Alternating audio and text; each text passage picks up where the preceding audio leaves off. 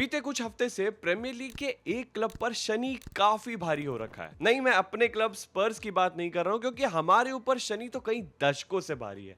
मैं बात कर रहा हूं चेल्सी फुटबॉल क्लब की। अबे ढक्कन, लोग थंबनेल देखकर आए हैं, काम की बात कर।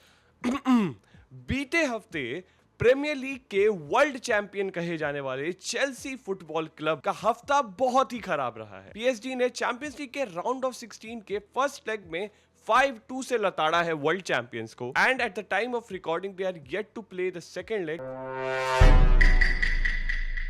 जहां most probably they will go out of the tournament. Premier league में न्यूकासल ने उन्हें उनके ही घर पर हराया है, and now they have got another bad news. Chelsea पर लगे हैं कुछ सैंक्शंस एंड बैन, बट ये थोड़ा कॉम्प्लिकेटेड है, जिसके कारण मैंने सोचा ये वीडियो बना दूं, आप सबके लिए इसे समझना थोड़ा इजी कर दूं। सी, चेल्सी को प्रीमियर लीग ने 10 मिलियन यूरोस का फाइन दिया है और एक ट्रांसफर बैन भी दिया गया है। लेकिन ये केस उतना सिंपल नहीं है जितना कि हेडलाइन में आपको दिख रहा है। इसमें काफी लेयर्स हैं, और अगर आप प्रॉपरली समझेंगे ना तो आपको पता चलेगा कि चेल्सी एक बहुत बड़े पनिशमेंट से बच गई है। सबसे पहले समझते हैं कि एग्जैक्ट पनिशमेंट क्या है। चेल्सी को एक 1 ईयर ट्रांसफर बैन दिया गया है, लेकिन ये बैन सस्पेंडेड है फॉर 2 इयर्स। इसका मतलब ये है कि चेल्सी अभी के लिए नॉर्मल तरीके से प्लेयर्स साइन कर सकती है। उनके ट्रांसफर्स पे कोई इमीडिएट रिस्ट्रिक्शन नहीं है, लेकिन कंडीशन ये है कि अगर अगले 2 सालों में चेल्सी ने फिर से कोई फाइनेंशियल रूल ब्रेक किया तो ये बैन तुरंत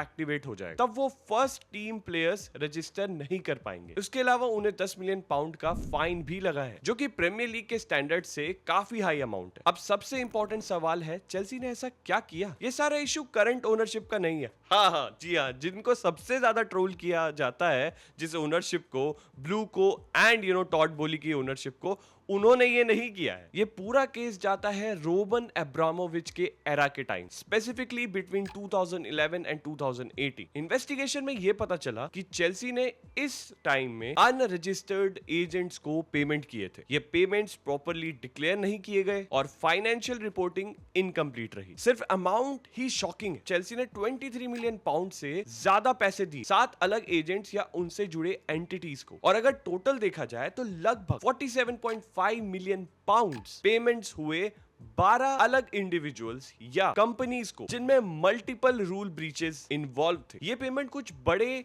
ट्रांसफर से लिंक्ड थे, जैसे Eden hazard, David Louis, नेमांजा मैटिच, Andre shoot. Simple terms में चेल्सी ने कुछ फाइनेंशियल ट्रांजैक्शन को रिपोर्ट नहीं किया और कुछ पेमेंट्स रूल के अगेंस्ट थे। अब यहाँ पे एक इंटरेस्टिंग ट्विस्ट आता है। पनिशमेंट इतना लाइट क्यों है? नॉर्मली ऐसे केसेस में पॉइंट्स डिडक्शन या डायरेक्ट ट्रांसफर बैन तक मिलता है, लेकिन चेल्सी के केस में ऐसा कुछ नहीं हुआ। रीजन है सेल्फ रिपोर्टिंग। जब क्लब का टेक ओवर 2022 में हुआ और नए ओनर्स आए, टॉड बोहली और क्लियरली कैपिटल, उन्होंने खुद ये सारी इंफॉर्मेशन अथॉरिटीज को रिपोर्ट की। प्रीमियर लीग ने इसको एक्सेप्शनल कोऑपरेशन बोला, मतलब चेल्सी ने इन्वेस्टिगेशन में फुल सपोर्ट दिया और वॉलंटरीली सब एक्सपोज भी किया। इसकी वजह से उनकी पनिशमेंट सिग्निफिकेंटली रिड्यूस कर दी गई। मान लो, लेट्स सपोज ये सब रिपोर्ट नहीं करती, तो प्रीमियर लीग के अकॉर्डिंग उनको अराउंड 20 मिलियन पाउंड का फाइन लगता और साथ ही साथ 2 ट्रांसफर विंडो का प्रॉपर बैन लगता। तो क्लियरली कोऑपरेशन ने उन्हें काफी भारी नुकसान से बचा लिया। अब बात करते हैं एक और पनिशमेंट की, जो शायद लोग इग्नोर कर रहे हैं। चेल्सी को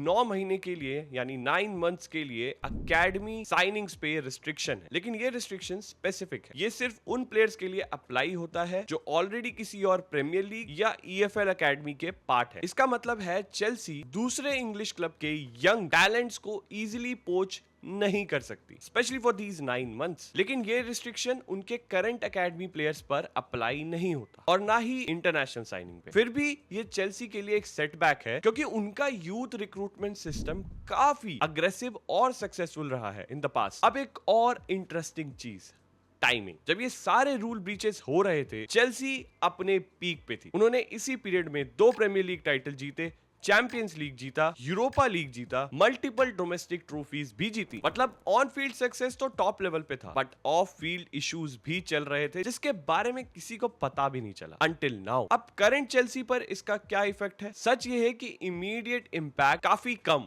ऑलमोस्ट नेग्लिजिबल। उनको कोई पॉइंट डिडक्शन नहीं मिला, वो अभी भी ट्रांसफर कर सकते हैं, स्क्वाड बिल्डिंग नॉर्मल चल सकता है। चेल्सी के करंट मैनेजर लियम रोजिनियर ने भी कहा है कि ये एक लाइन ड्रॉन सिचुएशन है, मतलब अब क्लब आगे बढ़ने पे फोकस कर सकता है। लेकिन एक वार्निंग जरूर है, अगर चेल्सी फ्यूचर में फिर से कोई फाइनेंशियल रूल ब्रेक करती है तो सिचुएशन काफी सीरियस होगी एंड इस तरीके की वार्निंग नहीं, सीधा बैन मिलेगा। और सबसे बड़ी बात, ये स्टोरी अभी खत्म नहीं हो रही है। ना ना ना ना ना, रुक जाओ मेरे मुन्ना। प्रीमियर लीग का केस तो हो गया है, लेकिन एफए का इन्वेस्टिगेशन अभी भी जारी है, जिसमें 70 से ज्यादा एलिजेड ब्रीचेस के ऊपर कार्रवाई होनी। तो पॉसिबल है कि फ्यूचर में और अपडेट्स या पनिशमेंट आ जाए। तो एंड में अगर मैं समराइज करूं, चेल्सी ने पास्ट में फाइनेंशियल रूल्स ब्रेक किए, उन्हें 10 मिलियन पाउंड का फाइन मिला, एक सस्पेंडेड ट्रांसफर बना दिया गया और एकेडमी रिस्ट्रिक्शंस भी लगी। लेकिन उनके सेल्फ रिपोर्टिंग और कोऑपरेशन के कारण वो एक काफी बड़े पनिशमेंट से बच गए। अब देखना ये होगा कि फ्यूचर में चेल्सी कितना केयरफुल रहती है। आपका क्या ओपिनियन है? क्या ये पनिशमेंट फेयर है या चेल्सी को